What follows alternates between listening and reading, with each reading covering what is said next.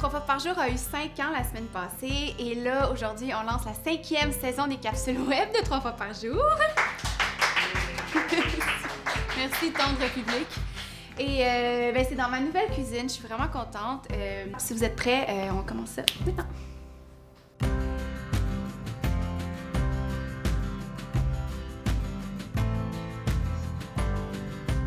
La première recette que j'ai envie de partager, c'est un burrito express avec une patate sucrée et un genre de mélange de lentilles avec des épices, des oignons, quelque chose de vraiment simple, vraiment frais, qui se prépare rapidement, que tout le monde aime.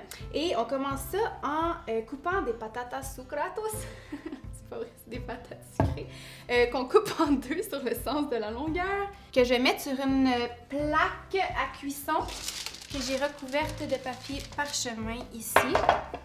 Donc la chair contre le papier. Mon four est préchauffé à 400 degrés, j'envoie ça pendant 45 minutes. Mais là, tantôt, je disais que c'est une recette express. Fait que c'est sûr que cette étape-là est quand même longue dans le sens où il y a un long temps de cuisson. Par contre, astuce du jour, c'est qu'on peut faire cuire la patate douce au micro-ondes. Ça prend 6 minutes. On met ça dans un contenant allant au micro-ondes dans lequel on met juste un petit peu d'eau. On met la chair vers le fond comme ça, 2 fois 3 minutes au micro-ondes, puis la patate est cuite. Réaction, non? Wow! Bon.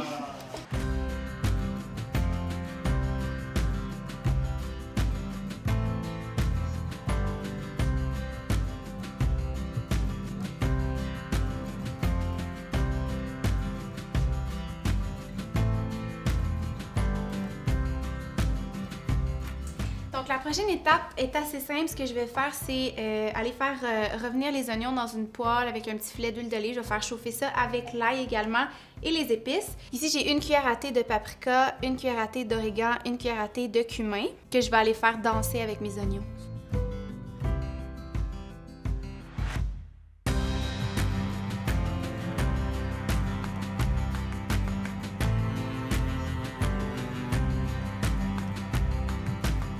Donc là, je vais rajouter les tomates qu'on a coupées tout à l'heure. J'ai aussi acheté une boîte de lentilles vertes 540 ml. Fait qu'on peut voir que c'est quand même assez basique là, comme ingrédient. Je rajoute ça dans ma poêle.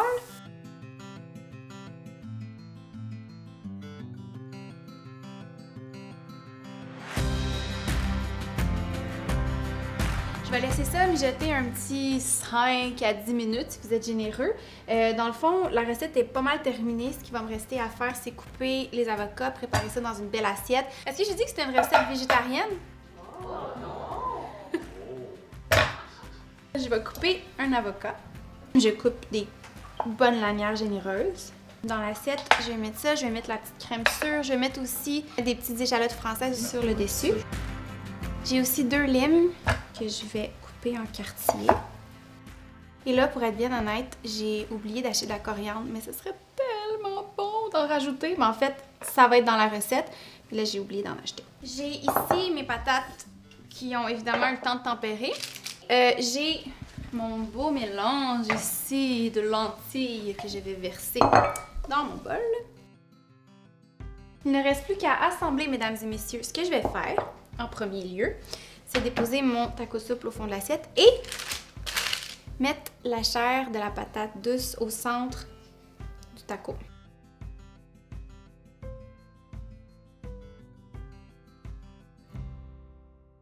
Je vais aussi mettre mes tranches d'avocat,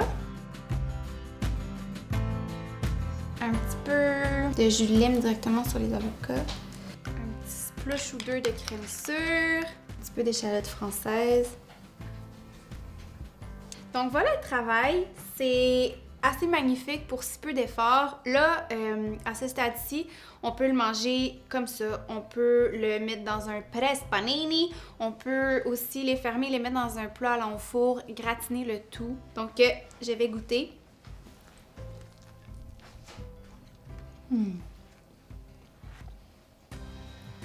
Ça goûte! C'est ça qui est le fun dans une recette. C'est goûteux, c'est bon. La lime, l'avocat, tout est vraiment bon. La patate, c'est le fun aussi. Bref, une petite recette simple à essayer. Puis, n'oubliez pas d'acheter de la coriandre, vous.